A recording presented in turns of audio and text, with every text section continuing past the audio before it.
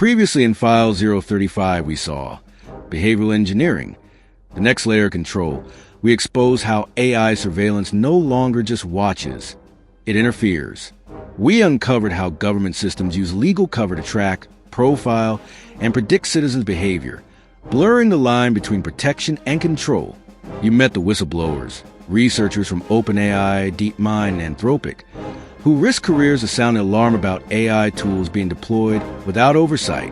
We explored how fusion centers combine police, corporate, and personal data to power surveillance algorithms that flag behaviors of concern. And we asked the deeper questions. When every move is recorded and fed into a predictive system, when your face, voice, and digital trail become assets for behavioral control, who's truly in charge of your autonomy? File 035 peeled back the layer on behavioral surveillance. But what happens when those tools are turned against citizens in moments of protest, civil unrest, or political resistance? That's where we go next. In File 037, AI surveillance versus human rights, the ethical dilemma no one's talking about. In this file, we uncover how AI-powered facial recognition has been weaponized across the globe, from Hong Kong to the streets of U.S. protests. We'll expose how Amnesty International, the UN, and digital rights watchdogs are raising red flags about these silent systems of control, and how activists are being tracked, tagged, and silenced. This isn't theoretical. This is how AI becomes authoritarian, quietly, legally, and often without consent. Are your rights algorithm-proof? Hall Cyber, signing in. This video is for educational and awareness purposes only. All facts are sourced from publicly available reports, case studies, and expert publications. Viewer discretion is advised. Before you watch another second, ask yourself this. What if the government already knows where you were last night? Without a warrant, without your consent, and without leaving your home? That's not a conspiracy theory. That's not tomorrow's problem. That's now. If you're not already subscribed, hit that button, subscribe, and turn on notifications. Because if we don't confront these systems now, we may lose the right to question them at all. This is the kind of truth they don't want in your algorithm. Because once you see how deep the surveillance state goes, you'll never walk the same way again. They call it security. But when AI learns to recognize your face, your gait, your mood, and when it's sanctioned by law to track you across cities, protests, and your private life, security becomes a cage. Let's start in London, a city often praised for its innovation and order. But beneath its cobblestone streets and red phone booths lies one of the most aggressively surveilled urban spaces in the world. Over 627,000 CCTV cameras cover the UK, many now enhanced with AI-driven facial recognition and, more disturbingly, gait recognition. Yes, gait recognition. Technology that allows authorities to identify you solely by the way you walk, even if your face is covered. The system? It's called iProve, an AI platform that claims to detect fraud and threats in real time. But here's what they don't broadcast. iProve's gait analysis was used during public protests, flagged for bias, and implemented without full public disclosure. The justification? Anti-terrorism legislation.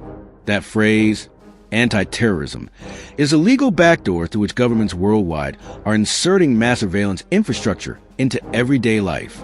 It sounds protective, but under this blanket term, your right to anonymity in a crowd, your freedom to assemble, and even your freedom of expression are quietly eroding. Let's rewind to Hong Kong, 2019. Millions took to the streets to protest Chinese government influence. But almost immediately, facial recognition towers and AI drones were deployed. Protesters began using lasers to blind facial scanners. Others wore masks, goggles, and umbrellas, not for the rain, but to protect their identities. What were they afraid of? This. Once AI identifies you at a protest, that data can be permanently tied to your citizen profile. Jobs, travel, education, all of it potentially impacted, not by action, but by association. And this isn't isolated to China. In the United States, under the umbrella of Homeland Security, fusion centers have been established. These centers, there are over 70 nationwide, aggregate data from local law enforcement, federal agencies, private surveillance companies, and yes, AI analytics platforms. According to documents leaked to the press, These fusion centers have tracked peaceful activists using facial recognition tech trained on social media images, protest footage, and even live streams. Think about that. Your Instagram selfie in a crowd could be enough to flag you in a government database. During the Black Lives Matter protests in 2020, aerial drones equipped with thermal imaging were used in cities like Minneapolis, LA, and Atlanta. In Washington, D.C., facial recognition data was cross-referenced with DMV records, Facebook, and facial search engines like Clearview AI, which scrapes billions of photos from the internet without consent. The result? People were detained, interrogated, and flagged, not because they committed crimes, but because they existed near unrest.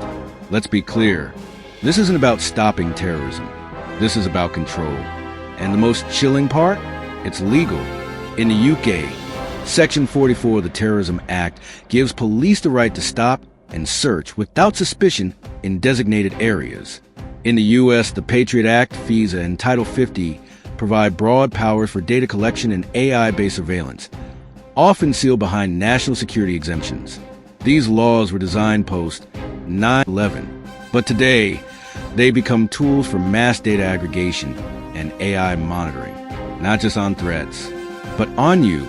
According to United Nations Office of the High Commissioner for Human Rights, the use of facial recognition tech during peaceful protests chills participation and undermines democracy. Amnesty International calls the tech incompatible with human rights law.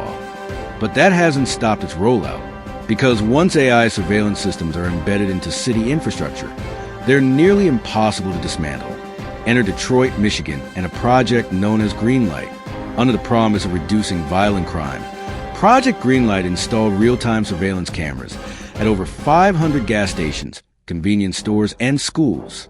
All cameras are connected to the Detroit Police Department, feeding a 24/7 data stream into AI video analysis software. What they didn't mention, that false facial recognition matches have already led to multiple wrongful arrests, almost all involving black residents. In 2019, Robert Julian Borchak Williams, a black man, was arrested in front of his family in suburban Detroit. The charge? Shoplifting watches from a downtown store. The evidence? A grainy surveillance photo fed into facial recognition software. The match was wrong, but the system said 99% certainty, so they cuffed him anyway. Williams spent 30 hours in jail. His daughters cried when police came. He had never even been to that store. This is what happens when AI replaces context, when code replaces conscience. And Detroit isn't alone. Police departments across Chicago, Los Angeles, New Orleans, and Atlanta have adopted predictive policing models that feed on AI surveillance.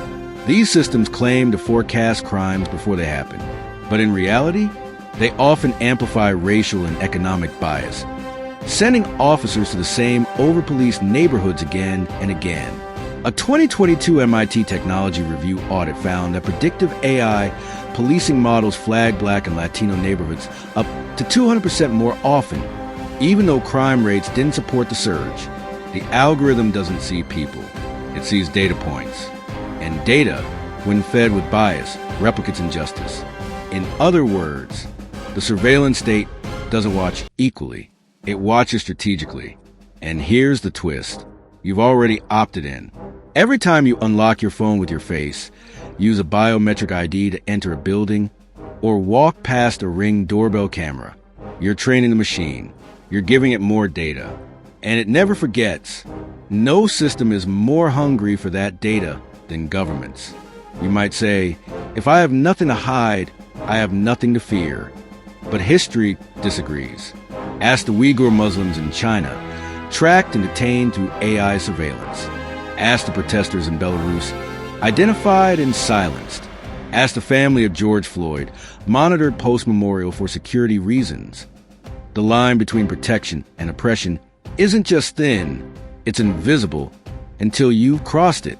And by the time you realize, you're already a profile in the system. Court, tagged, watch list, because here's the cold truth. Surveillance doesn't stop crime. It reshapes power. And in the shadows of that power, your rights slowly vanish, without violence, without warning, and without a vote.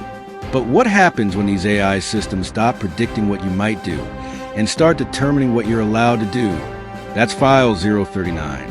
From crime prevention to control, where AI surveillance crosses the line, we'll expose Project Greenlight's evolution, predictive policing, and how racial bias is coded into the very architecture of digital law enforcement. But for now, let's arm you with 5 critical tips to survive the age of AI surveillance. 1. Limit facial uploads. Avoid sharing clear frontal images on social platforms.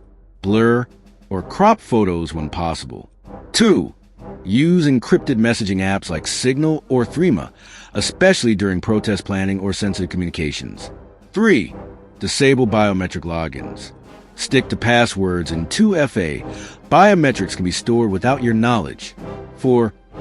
Cover identifiable features during protests. Hats, sunglasses, and clothing that disrupt gait recognition help reduce tracking. 5. Stay updated on surveillance laws in your country. Join digital rights organizations like the Electronic Frontier Foundation, EFF, to stay ahead. This isn't paranoia, it's preparedness. Because what you don't know can and will be used against you. If this video opened your eyes, don't scroll past. Like, subscribe, and hit the bell. Not for the algorithm, but for awareness. Paul Cyber, signing out.